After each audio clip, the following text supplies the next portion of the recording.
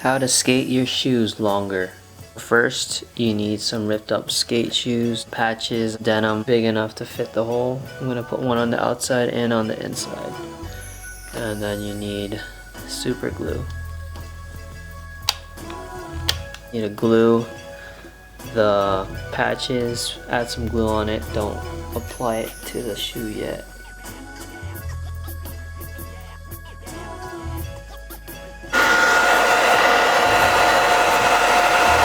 Put the inside patch in first.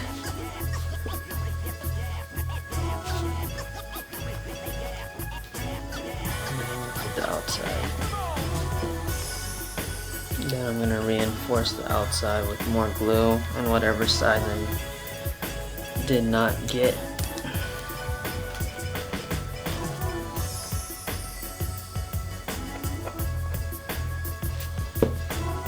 And also you can add glue to the outsole. So now the patch is glued onto the shoe. I would just let it set for maybe 12 to 24 hours or however long your instructions say on the glue.